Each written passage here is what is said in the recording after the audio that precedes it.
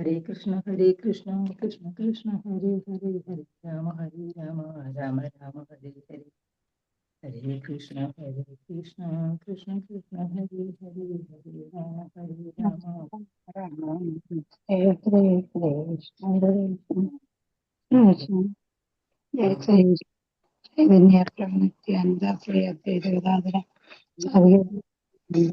ഹരേ കൃഷ്ണ മാതാജി. രാമ രാമ ഹരേ ഹരേ ഹരേ കൃഷ്ണ ഹരേ കൃഷ്ണ ഹരേ കൃഷ്ണ. എല്ലാവർക്കും പ്രണാമം. ഭഗവതേ വാസുദേവായ. ഓം നമോ ഭഗവതേ വാസുദേവായ. ഓം നമോ ഭഗവതേ വാസുദേവായ. ഓം അജ്ഞാനതിമിരാന്തസ്യ ജ്ഞാനാഞ്ജനശലാകയ ചക്ഷുരുന്മീലിതം യേന തസ്മൈ ശ്രീ ഗുരവേ നമഃ. നമോ വിഷ്ണുപാദായ കൃഷ്ണപ്രേഷ്ഠായ ഭൂതലേ ശ്രീമതേ ഭക്തിവേദാന്ത സ്വാമിനി നാമിനേ. നമസ്തേ സാരസ്വതേ ദേവേ ഗൗരവാണി പ്രചാരിണേ നിർവിശേഷ ശൂന്യവാദി പാശ്ചാത്യദേശധാരിണേ. जय श्री कृष्ण चैतन्य प्रभु नित्यानंद श्री अद्वैत गदाधर श्रीवासादि गौर भक्त वृंद. हरे कृष्ण कृष्ण कृष्ण हरे हरे हरे राम राम राम हरे हरे.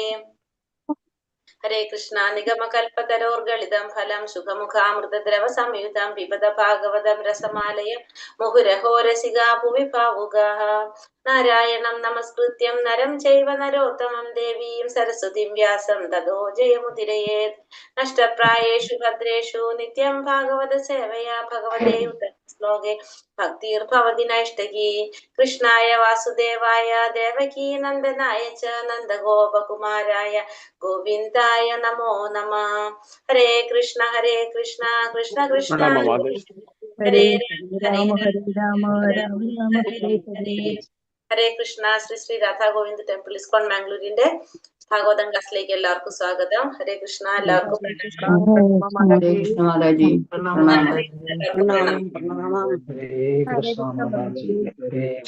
ഹരേ കൃഷ്ണ. ഇപ്പൊ എല്ലാവർക്കും പ്രണാമം. നമ്മൾ ഇന്ന് 1-ാമത്തെ സ്കന്ധം 13-ാമത്തെ അധ്യായം ധൃതരാഷ്ട്രൻ കൊട്ടാരം ഉപേക്ഷിക്കുന്നു അധ്യായത്തിലെ 24 ശ്ലോകം വരെ 24-ാമത്തെ ശ്ലോകം തൊട്ടാണ് നമ്മൾ നോക്കേണ്ടത് അല്ലെ. അപ്പൊ അതില് നമ്മൾ പറഞ്ഞുകൊണ്ടിരിക്കുന്നത് എന്താണ്? ധൃതരാഷ്ട്ര കൊട്ടാരം ഉപേക്ഷിക്കാനായിട്ട് പ്രേരിപ്പിക്കുന്നതാണല്ലോ ഇവിടെ വിതുരര് പ്രേരിപ്പിക്കുന്നതായിട്ടാണ് നമ്മൾ കണ്ടുകൊണ്ടിരിക്കേണ്ടായിരുന്നത്. അപ്പൊ ഇന്നലെ നമ്മൾ എന്തൊക്കെയാ കണ്ടത്? ഭീഷ്മർ പറയാണ് അല്ലെ, ഭീമന്റെ ഉച്ചിഷ്ടവും കഴിച്ച് ഇതേപോലെ തന്നെ എന്താ പറഞ്ഞത് കഴിച്ച് ഒരു വീട്ടുനായെ പോലെ ജീവിക്കുകയാണ് ഇവിടെ. കൊട്ടാരമൊക്കെ പോയി, എല്ലാം പോയി, എല്ലാവരും പോയി. ഇനി ആര് മാത്രമേ ഉള്ളൂ? ധൃതരാഷ്ട്രം മാത്രമേ ഉള്ളൂ എന്ന് അദ്ദേഹത്തെ ഓർമ്മപ്പെടുത്താണ് വിതുരരിവിടെ ചെയ്യുന്നത്. അതായത് അത്രയും എന്താ പറയാ താഴ്ന്ന രീതിയിലാണ് സംസാരിക്കുന്നത്. അപ്പൊ എന്നിട്ടും അദ്ദേഹത്തിന് അത്ര മാറ്റമൊന്നും സംഭവിക്കില്ല. ശരീരം ആകെ ക്ഷയിച്ചു പറയാണല്ലേ. പ്രായമായതിന്റെ മരണം അടുത്തതിന്റെ ലക്ഷണങ്ങളൊക്കെ കണ്ടു. അതായത് നമ്മുടെ ആശ്രമ വ്യവസ്ഥകളില് മരണത്തിന് മുന്നുള്ള വ്യവസ്ഥ ശരീരത്തിന്റെ 6 ഘട്ടങ്ങളില് 5-ാമത്തെ ഘട്ടത്തിലെത്തി എന്നൊക്കെ ആര് പറഞ്ഞു ഓർമ്മിപ്പിക്കുകയാണ് ഇതൊക്കെ?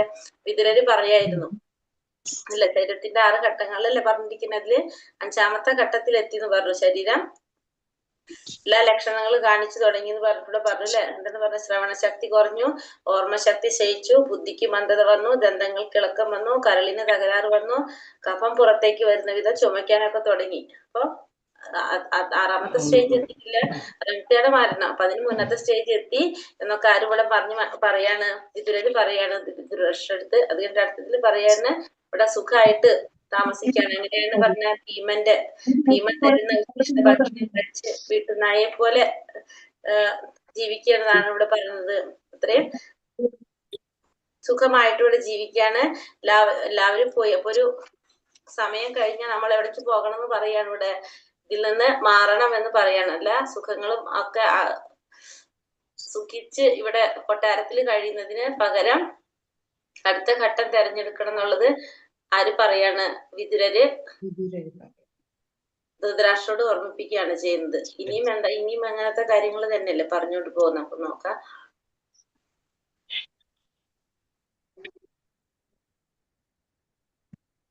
അതാണ് എടുക്കേണ്ടത് അല്ലെ. ഇനി ഭീമന്റെ അല്ലേ എടുക്കേണ്ടത്? ഭീമന്റെ നമ്മൾ മുഴുവനാക്കിയിട്ടുണ്ടായിരുന്നില്ല അല്ലെ.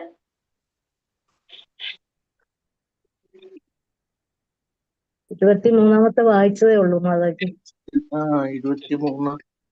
23 ലോകം വായിച്ചതേ ഉള്ളൂ. ഏതാണ്? 24 24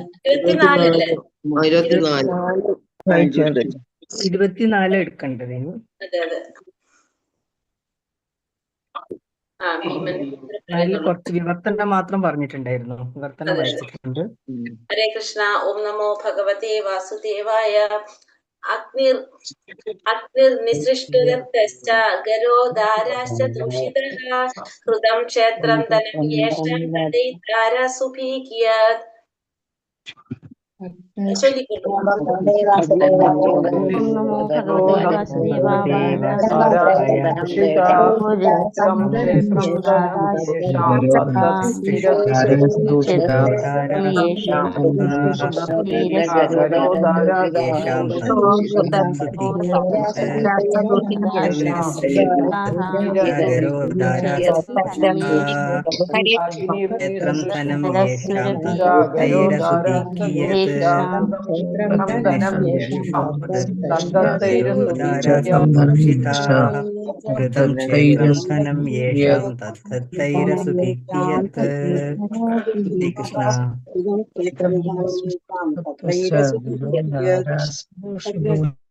ഹരേ കൃഷ്ണ. വിവർത്തനം ഭാവാർത്ഥം ശ്രീല പ്രഭുപാദിക്ക് ജയ്. വിവർത്തനം നമ്മൾ പറഞ്ഞു. അഗ്നിക്കിരയാക്കിയും വിഷം നൽകിയും അങ്ങ് വധിക്കാൻ ശ്രമിച്ചവരുടെ ഔദാര്യത്തില് ഉപജീവനം നടത്തി അധപതിച്ച് ജീവിതം നയിക്കേണ്ട യാതൊരു ആവശ്യമില്ല.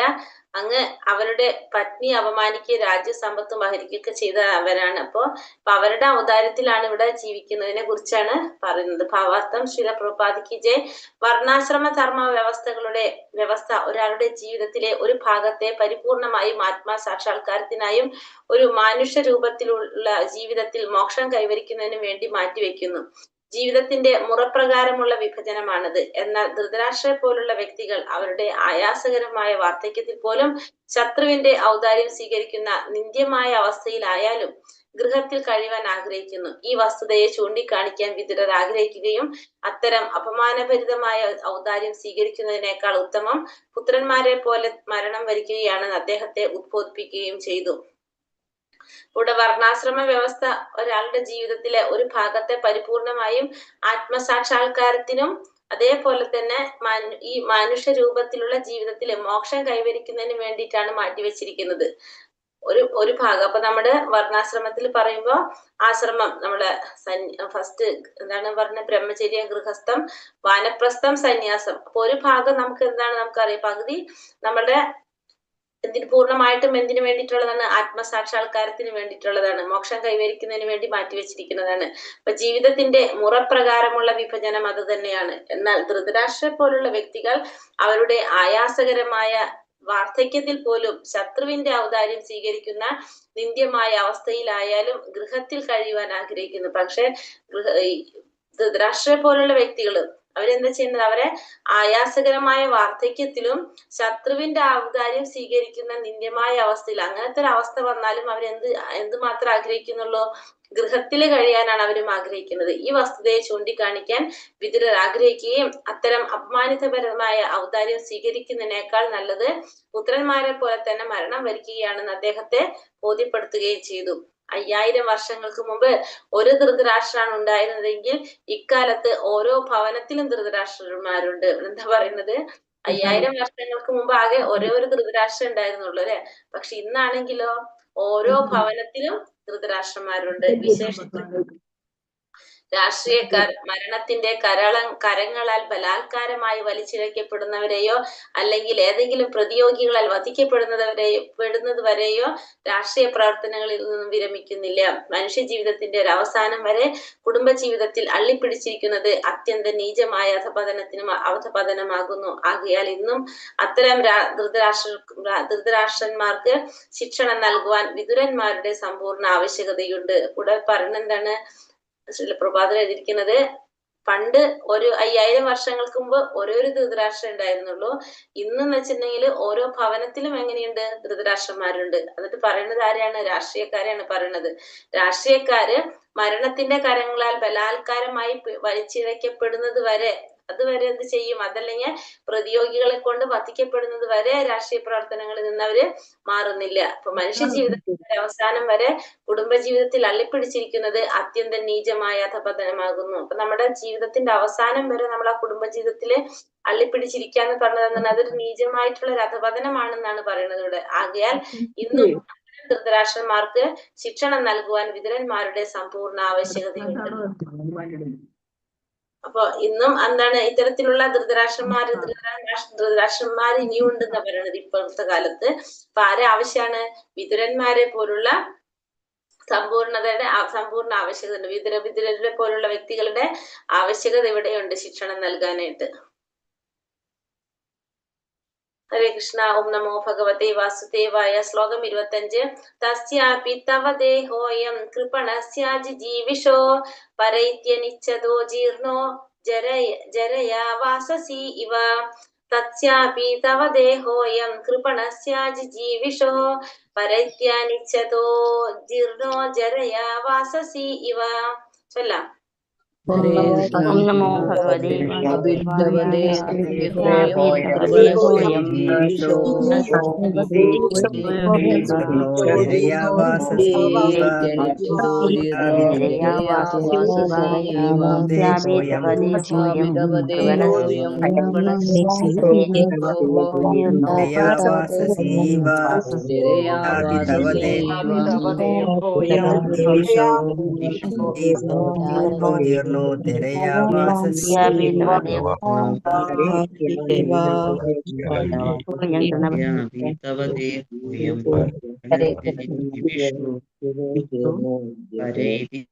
ഹരേ കൃഷ്ണ.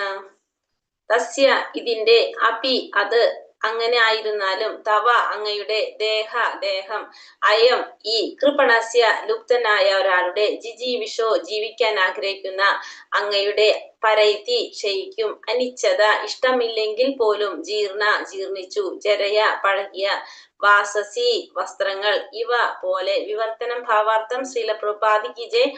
അങ്ങ് മരിക്കുവാൻ വിമുഖനായിരിക്കുകയും അന്തസ്സും അഭിമാനവും വിലയായി നൽകിപ്പോലും ജീവിക്കാൻ ആഗ്രഹിക്കുകയും ചെയ്താലും അങ്ങയുടെ ലുബ്ധമായ ശരീരം തീർച്ചയായും ഒരു പഴയ വസ്ത്രത്തെ പോലെ ക്രമേണ ക്ഷയിക്കുകയും ജീർണിക്കുകയും ചെയ്യും. ഇവിടെ പറയുന്ന ഒരു വാക്കല്ലേ, കൃപണസ്യ.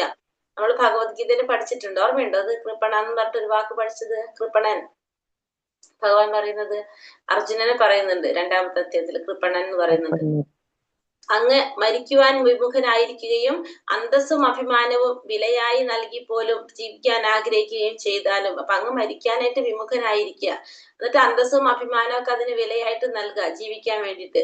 അങ്ങനെ ചെയ്താലും അങ്ങയുടെ ലുപ്തമായ ശരീരം തീർച്ചയായും ഒരു പഴയ വസ്ത്രത്തെ പോലെ ക്രമേണ ക്ഷയിക്കുകയും ജീർണിക്കുകയും ചെയ്തു. പക്ഷെ എന്നാലും അങ്ങയുടെ ശരീരം എന്താവും? അത് ക്ഷയിക്കുകയും ജീർണിക്കുകയും ചെയ്യുന്ന ഓർമ്മപ്പെടുത്താണ് ഇവിടെ വിതുരര്. ഭാവാർത്ഥം. ശ്രീല പ്രഭുപാദിക്ക് ജയ്. കൃപണസ്യ ജിജീവിഷോ എന്നീ പദങ്ങൾ അർത്ഥവത്താണ്. കൃപണരെന്നും ബ്രാഹ്മണരെന്നും 2 വിഭാഗം വ്യക്തികളുണ്ട്. കൃപണൻ അഥവാ ലുപ്തനായ വ്യക്തിക്ക് ഭൗതിക ശരീരത്തിന്റെ മതിപ്പറിയില്ല. എന്നാൽ ബ്രാഹ്മണന് തന്റെയും ഭൗതിക ശരീരത്തിന്റെയും യഥാർത്ഥ മതിപ്പറിയാം. തന്റെ ഭൗതിക ശരീരത്തെ കുറിച്ച് അബദ്ധമായ വിലമതിപ്പുള്ള കൃപണൻ ഇന്ദ്രിയാസ്വാദനത്തെ തന്റെ പരമാവധി ശക്തിയോടെ ആസ്വദിക്കാൻ ആഗ്രഹിക്കുന്നു. ആകയാൽ വാർദ്ധക്യകാലത്ത് പോലും ഔഷധ ചികിത്സയിലൂടെയോ മറ്റു മാർഗങ്ങളിലൂടെയോ യൗവനം വീണ്ടെടുക്കാൻ ആഗ്രഹിക്കുന്നു. ഭൗതിക ശരീരത്തിന്റെ മൂല്യം നിർണ്ണയിക്കാൻ അറിയാതെ എന്ത് വില കൊടുത്തും ജീവിക്കാൻ ആഗ്രഹിക്കുകയാൽ ധൃതരാഷ്ട്രയുടെ കൃപണൻ എന്ന് വിശേഷിപ്പിക്കുന്നു. അദ്ദേഹത്തിന് തന്റെ നിശ്ചിത ആയുസ്സിൽ കൂടുതൽ ജീവിക്കാൻ കഴിയില്ലെന്നും മരണത്തിന് തയ്യാറെടുക്കണമെന്നും കാണുവാനായി അദ്ദേഹത്തിന്റെ കണ്ണുകൾ തുറപ്പിക്കുവാൻ വിതുരർ ശ്രമിക്കുകയാണ് ഇവിടെ. അപ്പൊ കൃപണസ്യ ജിജീവിഷോ എന്നീ പദങ്ങൾ ഇവിടെ അർത്ഥവത്താണ്. കൃപണരെന്നും ബ്രാഹ്മണരെന്നും 2 വിഭാഗം വ്യക്തികളുണ്ട്. കൃപണൻ എന്ന് പറഞ്ഞാൽ എന്താണ്? കൃപണ പിശുക്കൻ എന്നാണ് അർത്ഥം. ലുപ്തനായ വ്യക്തിക്ക് ഭൗതിക ശരീരത്തിന്റെ മതിപ്പറിയില്ല. അപ്പൊ പിശുക്കനായ ഒരു വ്യക്തിക്ക് എന്തറിയുന്നില്ല?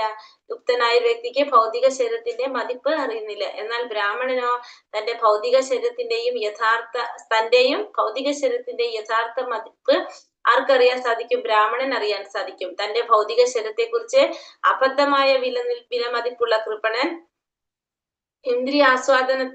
ഇന്ദ്രിയാസ്വാദനത്തെ തന്റെ പരമാവധി ശക്തിയോടെ ആസ്വദിക്കാനായിട്ട് ആഗ്രഹിക്കുകയാണ് ചെയ്യുന്നത്. അതുകൊണ്ട് തന്നെ വാർദ്ധക്യകാലത്ത് പോലും എന്ത് ആഗ്രഹിക്കുകയാണ്?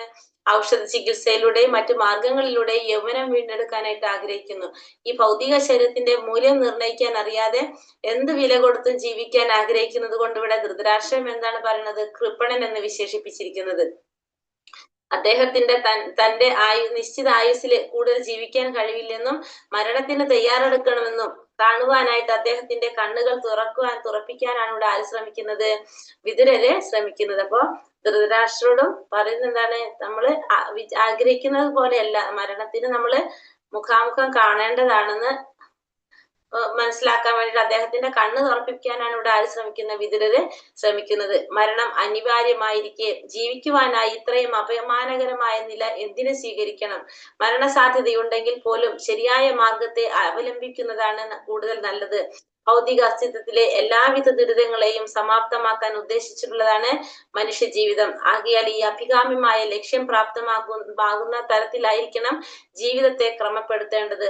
ധൃതരാഷ്ട്ര ആർജിച്ച ശക്തിയുടെ 80% ജീവിതത്തെ കുറിച്ചുള്ള അദ്ദേഹത്തിന്റെ മിഥ്യാധാരണയാൽ ഇതിനോടകം പാഴാക്കി കഴിഞ്ഞിരുന്നു. ആകയാൽ ആത്യന്തികമായ ക്ഷേമത്തിനായി തന്റെ ലുപ്ത ജീവിതത്തിന്റെ ശിഷ്ടകാലം വിനിയോഗിക്കുക അദ്ദേഹത്തിന്റെ കടമയായിരിക്കുന്നു. ഇവിടെ പറയുന്നത് മരണം അനിവാര്യമായിരിക്കെ ജീവിക്കാനായിട്ട് ഇത്രയും അപമാനകരമായിട്ടൊന്നുമില്ല നമ്മൾ എന്തിനാണ് സ്വീകരിക്കേണ്ടത്?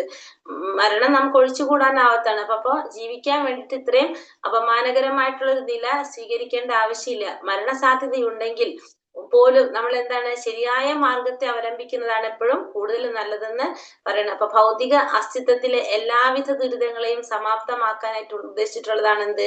ഈ മനുഷ്യ ജീവിതം എന്ന് പറയുന്നത്. നമ്മുടെ ഭൗതിക ജീവിതത്തിൽ നമ്മൾ അനുഭവിക്കേണ്ടി വരുന്ന എല്ലാ ദുരിതങ്ങളെയും ഇല്ലാതാക്കാൻ നമുക്ക് എന്തുകൊണ്ട് സാധിക്കും? മനുഷ്യജീവിതം കൊണ്ട് സാധിക്കും. ആകയാൽ ഈ അഭികാമ്യമായ ലക്ഷ്യം പ്രാപ്തമാകുന്ന തരത്തിലാവണം ജീവിതത്തെ ക്രമപ്പെടുത്തേണ്ടത്. അപ്പൊ ആ ലക്ഷ്യം പ്രാപ്തമാകുന്ന വിധത്തിലായിരിക്കണം എന്ത് ചെയ്യേണ്ടത്? നമ്മുടെ ജീവിതത്തെ ക്രമപ്പെടുത്തേണ്ടത്. കാരണം കുറെ നമ്മൾ പറയുന്നുണ്ട് അല്ലെ, 84 ലക്ഷം ജീവാത്മാക്കളില് കുറെ യോനികളിലൂടെ കടന്നിട്ടാണ് നമുക്ക് എന്ത് കിട്ടുന്നത്? മനുഷ്യജന്മം കിട്ടുന്നത്. അപ്പൊ ആ മനുഷ്യജന്മം നമ്മള് ആ ലക്ഷ്യപ്രാപ്തി നേടുന്ന രീതിയിലായിരിക്കണം നമ്മുടെ ജീവിതം നമ്മൾ ക്രമപ്പെടുത്തേണ്ടത്. ധൃതരാഷ്ട്രർ ആർജിച്ച ശക്തിയുടെ 80% ജീവിതത്തെ കുറിച്ചുള്ള അദ്ദേഹത്തിന്റെ മിഥ്യാധാരണയിൽ ഇതിനോടൊപ്പം പാഴാക്കി കഴിഞ്ഞിരിക്കുന്നു. അപ്പൊ അദ്ദേഹത്തിന്റെ കുറെ ശക്തികൾ ആർക്കുണ്ട്? ധൃതരാഷ്ട്രക്കുണ്ട്. അത് 80% ഇപ്പൊ എങ്ങനെയായി? അദ്ദേഹത്തിന്റെ പാഴാക്കി കഴിഞ്ഞിരുന്നു അദ്ദേഹം. ആകയാൽ ആത്യന്തികമായ ക്ഷേമത്തിനായി തന്റെ ലുപ്ത ജീവിതത്തിന്റെ ശിഷ്ടകാലം വിനിയോഗിക്കുക അദ്ദേഹത്തിന്റെ കടമയായിരുന്നു. അപ്പോ ഇനി ലാസ്റ്റ് വരുന്ന ഭാഗം, കുറച്ചു ഭാഗം കൂടി ഉള്ളൂ. ആത്യന്തികമായ ക്ഷേമത്തിന് വേണ്ടിയിട്ട് ഇനി തന്റെ ലുപ്ത ജീവിതത്തിന്റെ ശിഷ്ടകാലം, ബാക്കിയുള്ള കാലം വിനിയോഗിക്കുക എന്നുള്ളത് അദ്ദേഹത്തിന്റെ കടമയായിരുന്നു. മനുഷ്യരൂപത്തിലുള്ള ജീവിതത്തിന്റെ ആസ്തികളെ യഥാവിധി ഉപയോഗപ്പെടുത്താൻ കഴിയുന്നതിനാലാണ് അത്തരം ഒരു ജീവിതത്തെ ലുപ്ത ജീവിതം എന്ന് പറയുന്നത്. അപ്പൊ മനുഷ്യരൂപത്തിലുള്ള ജീവിതത്തിന്റെ ആസ്തികളെ ഇനി യഥാവിധി ഉപയോഗപ്പെടുത്താൻ കഴിയാത്തതിനാലാണ്, അപ്പൊ ഇനി അദ്ദേഹത്തിന് അത് ഉപയോഗപ്പെടുത്താൻ കഴിയാത്തതിനാലാണ് അദ്ദേഹത്തിന് എന്ത് പറഞ്ഞൂടെ? ലുപ്ത ജീവിതം എന്ന് പറഞ്ഞത്. അതായത് മനുഷ്യരൂപത്തിലുള്ള ജീവിതത്തിന്റെ ആസ്തികളെ യഥാവിധി ഉപയോഗപ്പെടുത്താൻ കഴിയാത്തതിനാൽ ഇപ്പൊ അദ്ദേഹം ആ മനുഷ്യ ജീവിതത്തില് അദ്ദേഹത്തിന് എന്ത് സാധിച്ചില്ല? ഒന്നും യഥാർത്ഥ രീതിയിൽ ഉപയോഗിക്കാനായിട്ട് സാധിച്ചിട്ടില്ല. അതായത് ഒരു മനുഷ്യ ജീവിതം കിട്ടിയിട്ടും നമ്മളൊരു മനുഷ്യനെ പോലെ അല്ലാതെ മറ്റുള്ള ജീവികളെ പോലെ ജീവിച്ച് നമ്മൾ മരിക്കുകയാണ്. അങ്ങനെയാണെങ്കിൽ നമ്മൾ എന്താണ്? നമ്മളെല്ലാവരും കൃപണന്മാരാണ്. ലുപ്ത ജീവിതമാണ് നമ്മൾ അവിടെ നയിക്കുന്നത് എല്ലാവരും. അത്തരം ഒരു കൃപണനെ ഭാഗ്യം കൊണ്ട് മാത്രമാണ് വിതുരരെ പോലെ ആത്മസാക്ഷാത്കാരം സിദ്ധിച്ച വ്യക്തിയെ കണ്ടുമുട്ടാനും അദ്ദേഹത്തിന്റെ ഉപദേശപ്രകാരം ഭൗതിക അസ്തിത്വത്തിന്റെ അജ്ഞതയിൽ നിന്നും മോചിതനാകാനും സാധിക്കുന്നത്. അപ്പൊ ഇവിടെ ധൃതരാഷ്ട്രക്ക് കിട്ടിയൊരു ഭാഗ്യം എന്താണ്? വിതുരരെ പോലുള്ള ഒരു സഹോദരൻ. കാരണം ആ സഹോദരന്റെ ഒരു കാരുണ്യം കൊണ്ട് ഇവിടെ ആത്മസാക്ഷാത്കാരം സിദ്ധിച്ച ഒരു വ്യക്തിയെ കണ്ടുമുട്ടാൻ ആർക്ക് സാധിക്കാണ്? ഇവിടെ ധൃതരാഷ്ട്രക്ക് സാധിക്കാണ്. വിതുരരെ പോലുള്ള ഒരു വ്യക്തിയെ കണ്ടുമുട്ടാൻ സാധിച്ചു. അദ്ദേഹത്തിന്റെ ഉപദേശപ്രകാരം ഭൗതികമായ അസ്തിത്വത്തിന്റെ അജ്ഞതയിൽ നിന്ന് മോചിതനാകാനും സാധിക്കുന്നത് ആരുടെ സഹായം കൊണ്ട്, ഉപദേശം കൊണ്ടാണ്? വിതുരരെ പോലുള്ള ഒരു ശുദ്ധാത്മാവിന്റെ സാന്നിധ്യം കൊണ്ടാണ്. അത് ധൃതരാഷ്ട്രയുടെ ഒരു ഭാഗ്യം തന്നെയാണെന്ന് നമുക്ക് പറയാം. ഹരേ കൃഷ്ണ. ശ്ലോകം 26. ഗദാ സ്വാർത്ഥമിമം ദേഹം വിരക്തോ മുക്തബന്ധനഃ അവിജ്ഞാതഗതി ജഹ്യാത് സാ വൈ ധീര ഉദാഹൃത. ഹരേ കൃഷ്ണ. ഗതാ സ്വാർത്ഥമിമം ദേഹം വിരക്തോ മുക്ത ബന്ധനഃ അവിജ്ഞാതഗതിർജഹ്യാത് സാ വൈ ധീരാ ഉദാഹൃതഃ. ചൊല്ലാം.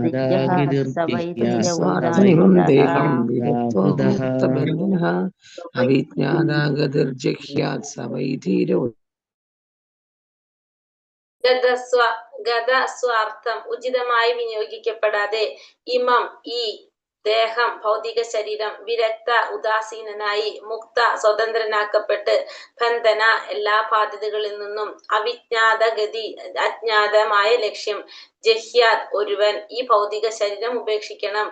സ അത്തരം ഒരു വ്യക്തി വൈ നിശ്ചയമായും ധീര അസ്വസ്ഥനാകാത്തവൻ ഉദാഹൃത അപ്രകാരം വിശേഷിപ്പിക്കപ്പെടുന്നു. വിവർത്തനം ഭാവാർത്ഥം. ശ്രീല പ്രഭുപാദ് കി ജയ്. ഭൗതിക ശരീരത്തെ ഉചിതമായി ഉപയോഗിക്കാത്ത ഒരുവൻ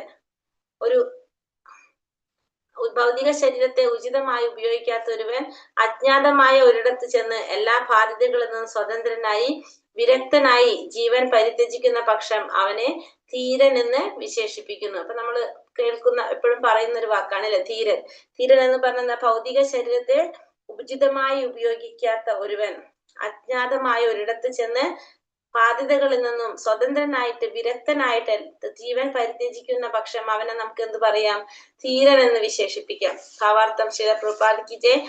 ഗൗഡീയ വൈഷ്ണവ സമ്പ്രദായത്തിലെ മഹാഭക്തനും ആചാര്യനുമായ നരോത്തമ ദാസ് ഠാക്കൂർ ഇപ്രകാരം പാടിയിരിക്കുന്നു. അല്ലയോ എന്റെ ഭഗവാനെ, ഞാൻ എന്റെ ജീവിതം വെറുതെ പാഴാക്കി കളഞ്ഞു. മനുഷ്യ ശരീരം ലഭിച്ച ശേഷവും അങ്ങയെ ആരാധിക്കുന്നതിൽ ഞാൻ ഉപേക്ഷ വരുത്തി. ആകയാൽ ഞാൻ സ്വേച്ഛയാൽ വിഷപാനം ചെയ്തിരിക്കുന്നു.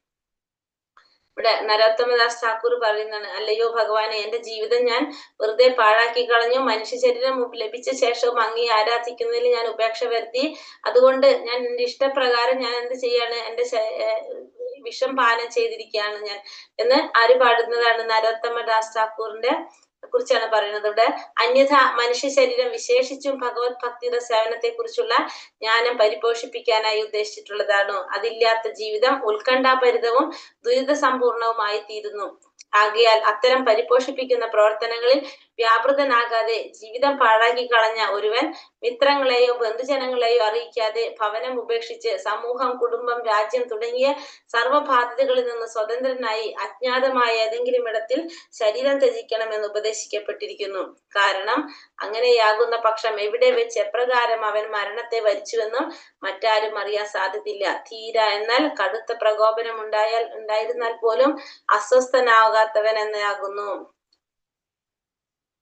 ഇവിടെ പറയുന്നത് ഒരു മനുഷ്യ ശരീരം വിശേഷിച്ചും ഭഗവത് ഭക്തിയുടെ സേവനത്തെ കുറിച്ചുള്ള ജ്ഞാനം പരിപോഷിപ്പിക്കാനായിട്ട് ഉദ്ദേശിച്ചിട്ടുള്ളതാണ്. എന്ത്? ഈ മനുഷ്യ ശരീരം എന്ന് പറയുന്നത് എന്തിനു വേണ്ടിയിട്ടുള്ളതാണ്? ഭഗവാന്റെ ഭക്തിയുടെ സേവനത്തെ കുറിച്ചുള്ള ജ്ഞാനം പരിപോഷിപ്പിക്കാൻ വേണ്ടിയിട്ടുള്ളതാണ്. അതല്ലാതെ നമ്മൾ ജീവിതം ഉത്കണ്ഠാഭരിതവും ദുരിത സമ്പൂർണമായിട്ട് തീരാണ് ചെയ്യുന്നത്. അതുകൊണ്ട് തന്നെ അത്തരം പരിപോഷിപ്പിക്കുന്ന പ്രവർത്തനങ്ങളിൽ വ്യാപൃതനാകാതെ ഇത്തരത്തിലുള്ള ഭക്തിയുടെ സേവനത്തിന് അല്ലെങ്കിൽ ഭഗവത് കാര്യങ്ങൾക്ക് വേണ്ടിയിട്ട് നമ്മുടെ ജീവിതം നമ്മൾ ഉപയോഗിക്കാതെ പാഴാക്കി കളയാണെങ്കിൽ, ജീവിതം പാഴാക്കി കളഞ്ഞൊരുവൻ മിത്രങ്ങളെയോ ബന്ധുജനങ്ങളെയോ അറിയിക്കാതെ ഭവനം ഉപേക്ഷിച്ച് അങ്ങനെ ചെയ്തു കഴിഞ്ഞാൽ നമ്മുടെ ഈ ഒരു മനുഷ്യ ശരീരം കിട്ടിയിട്ടും ഭഗവത് കാര്യങ്ങൾക്ക് ഭഗവത് സേവനത്തിന് ഉപയോഗിക്കാതെ അല്ലെങ്കിൽ ഭഗവാനെ ഭഗവാന്റെ നാമം പ്രചരിപ്പിക്കാതെ ഇതൊന്നും ചെയ്യാതെ നമ്മൾ പാഴാക്കി കളയുകയാണെങ്കിൽ നമ്മൾ എന്ത് ചെയ്യണം എന്നാ പറഞ്ഞത്?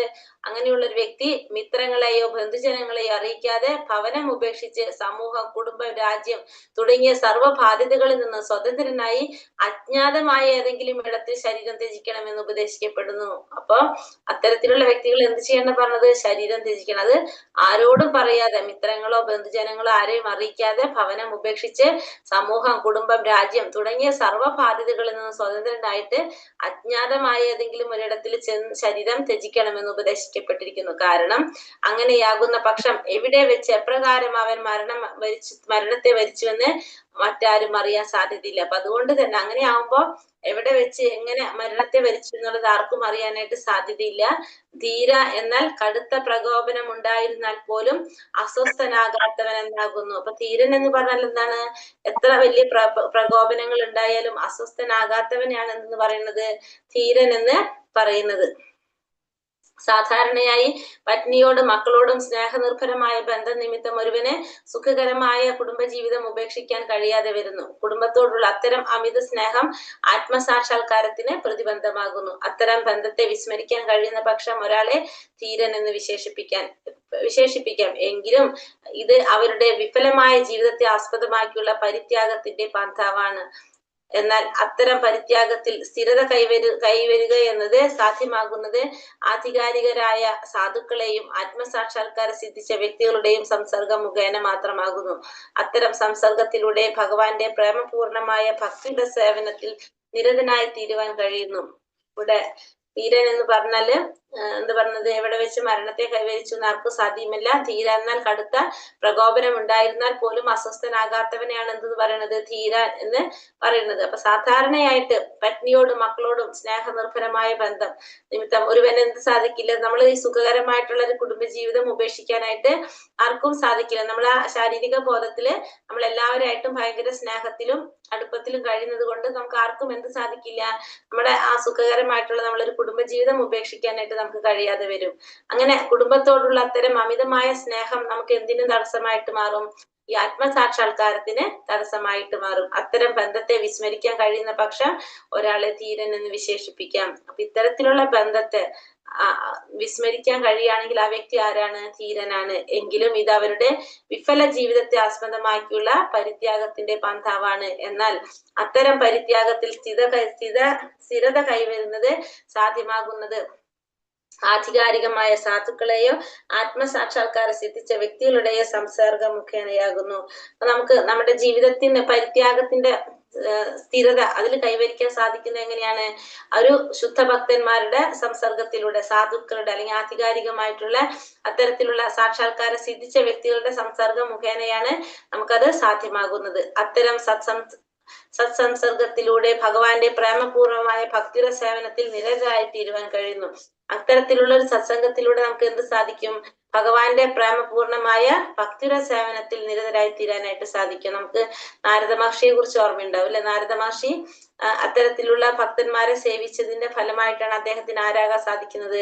നാരദ മഹർഷിയാകാൻ സാധിക്കുന്നതും അദ്ദേഹത്തിന്റെ ആകെ ആശ്രയമായിരുന്ന അമ്മയുടെ മരണശേഷം അദ്ദേഹത്തിന് മുഴുവനായിട്ടും ഭക്തിയിലേക്ക് കടക്കാനായിട്ട് സാധിച്ചതൊക്കെ സേവിക്കാനുള്ള അതീന്ദ്രിയ ബോധത്തെ ജാഗരൂകമാക്കുമ്പോഴാണ് ഭഗവാന്റെ പാതാരവിന്ദങ്ങളിൽ ആത്മാർത്ഥമായ ശരണാഗതി സാധ്യമാകുന്നത്.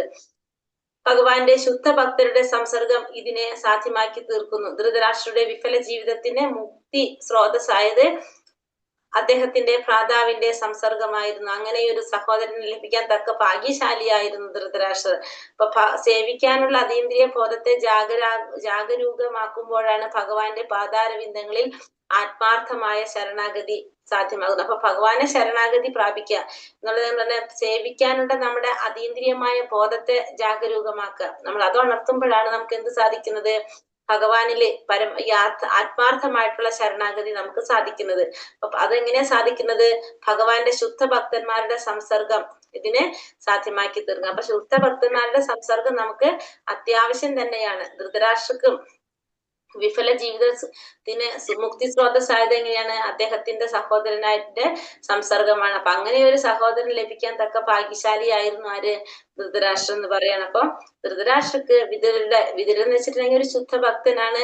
അപ്പൊ അതുകൊണ്ട് തന്നെ ധൃതരാഷ്ട്രക്ക് വിതുരരുടെ സാന്നിധ്യം എന്തിലേക്ക് വഴിതെളിക്കാണ്? ആത്മസാക്ഷാത്കാരത്തിനുള്ള ആ വഴി കണ്ടുപിടിക്കാനായിട്ട് അതിലേക്ക് സാധിക്കുകയാണ് ചെയ്യുന്നത്. അപ്പൊ ഇവിടെ അത്രയും ഒരു ഭാഗ്യം ആർക്ക് ലഭിച്ചു? ധൃതരാഷ്ട്രക്ക് ലഭിച്ചു. അത്തരം ഒരു സഹോദരനെ ലഭിക്കാനായിട്ട് ഒരു ഭാഗ്യം ആർക്കുണ്ടായിരുന്നു? ഇവിടെ ധൃതരാഷ്ട്രക്ക് ഉണ്ടായിരുന്നു. ഹരേ കൃഷ്ണ കൃഷ്ണ കൃഷ്ണ ഹരേ ഹരേ, ഹരേ രാമ രാമ രാമ ഹരേ ഹരേ. വഞ്ചകൽപതരൂപേശ്ച കൃപാ സിന്ധോഭ്യേവ പതിതാനാം പാവനേഭ്യോ വൈഷ്ണവേഭ്യോ നമോ നമഃ.